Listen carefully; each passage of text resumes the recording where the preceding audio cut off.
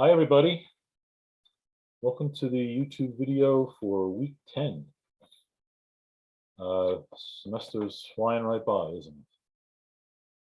I want to discuss a couple of things in this video in my 15 minutes. Let me just make a note of how much time I have here.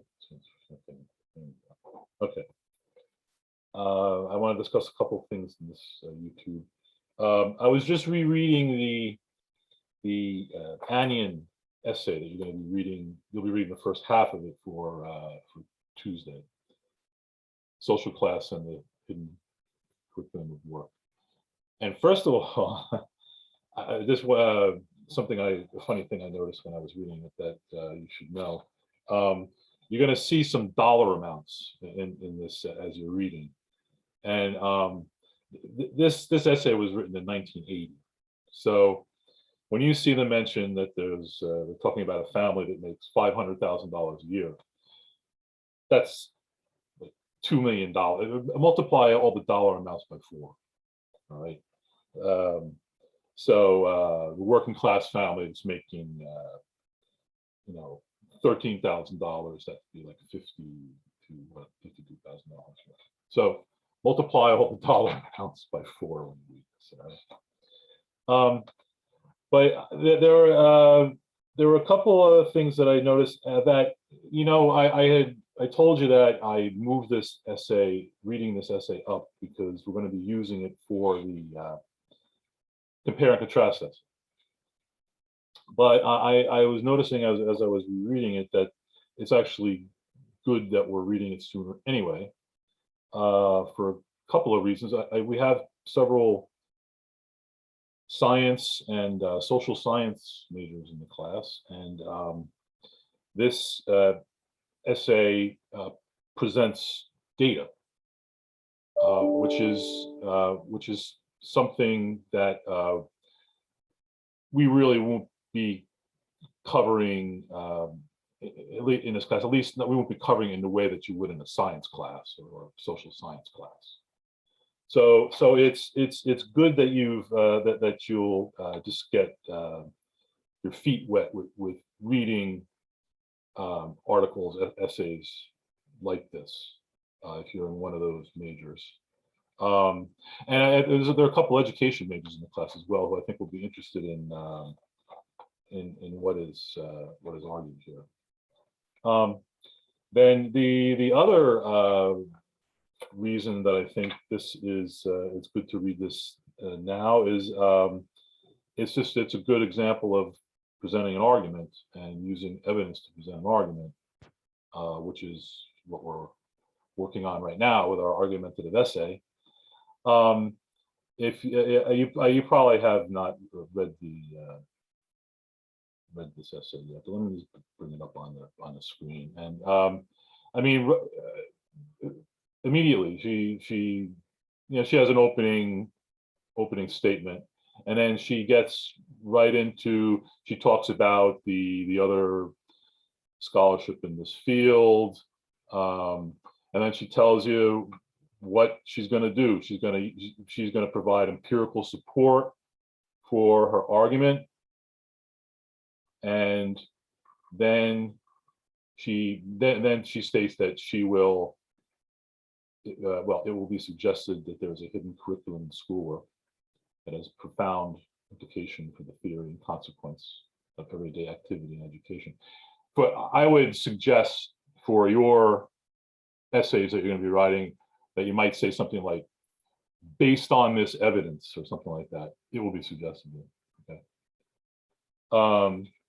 But just when you read this, just keep that in mind, that it's a very good example of one, as I said, using data in a paper, and then also it's a good example of presenting an argument backed up by evidence. So, which leads very nicely into the other portion of this YouTube, where I wanted to talk about the argumentative essay. and I still have about 10 minutes here. So I want to share. Now, I hope you've all seen the information I've put up on Blackboard under course documents. I put up several things here to help you out with writing your argumentative essays. I'm not the kind of instructor that's going to, like give you a checklist. Do this, do this, do this. It's like I don't believe in writing that way. All right. So I'm not just going to tell you write this, write this, write this, and you'll get an A. I don't do that. I'm sorry. But I will give you lots of advice and help to write a successful essay. So there's a lot of stuff here for you, which I've told you about this in previous YouTubes, and I think in Zoom class also. There's this, so you can read this over. This is from the writer's reference. I'm sorry, let me go like this. Yeah, there we go. This is these are their suggestions for writing a thesis statement for an argumentative essay. Right? We have on this is all in the course documents. And of course, we have the structure. And why don't we stop on this for a moment? I had a question and email from one of you yesterday about introducing the three issues in your introduction. The question was, should I put it in the earlier in the introductory paragraph? Should I put it in the thesis statement? And actually, my answer was both. Really, you want to, as we discussed, you want to have an opening sentence or two just to grab the reader's attention. I mean, and of course, something related to what you're going to be writing about in your essay, but something to grab the reader's attention. And then what you want to do, you want to lead the reader from, grab the reader's attention and lead the reader to your thesis statement. All right. So in this essay, what is our evidence is coming from Baldwin's essay and from Alexander's essay, right? So, and our reading audience has not read these essays. So the first thing you want to do is you want to tell the reader in some way that don't use first person, that this essay will use evidence from the Trayvon generation and from a talk to teachers. And then you want to gracefully transition and introduce the three issues that you will be discussing in the body of your essay. So we worked on this in class, whether it's police brutality, portrayal of African Americans in the media, fear of police education, whatever it is. Introduce the reader to those three issues that relate to the lives of African Americans and that are discussed in these two essays. All right. Once again, you got to use evidence in this. Okay, it's not a personal narrative. So, and then, so you've introduced those issues, and so then in your thesis statement, all right, and let me go to another document here on which I showed you. Actually, let's do a couple. Let's go to Purdue here first. You want to state what your in this case I would state again the issues, but I would state how you feel they have changed or perhaps stayed the same between 1963 and today. So to the student who wrote me yesterday, I suggested something like, the evidence in the two essays indicates that issue X and issue Y have improved for African Americans, although issue Z has worsened, or whatever combination. You may have all three that have all worsened, you know. So that would be, because I think I also mentioned this in class, for this essay, probably a 2-sentence thesis statement would work better. And that's the reason I brought this up here, because as you can see in this thesis statement, it's in two parts. The first part is, and this is the Joseph Conrad novel. In his novel, The Secret Agent, Conrad uses beast and cannibal imagery to describe the characters and their relationships to each other. So, like in your case, you'd say, well, in these two essays, the portrayal of African Americans in media, the fear of the police has worsened. Although, perhaps you'll have an although clause. You don't have to, but you may, you know, although this other issue has improved, right? Then you would say, based on this evidence or something like that, judging by this evidence, in this case, this pattern of images suggests that, and then you state your position, okay? Conrad saw corruption at every level of early 20th century London society. Let's do another example, which I put in the, this is all on course documents. Thesis statements handout here, all right? So I've given you one example where you would just use one. Many times your thesis statement will be one sentence. It will fit nicely in one sentence. In this case, you can probably find a way to do it in one sentence. And you know, I give you that freedom. I'm not telling you exactly how to do this. I'm just giving you suggestions.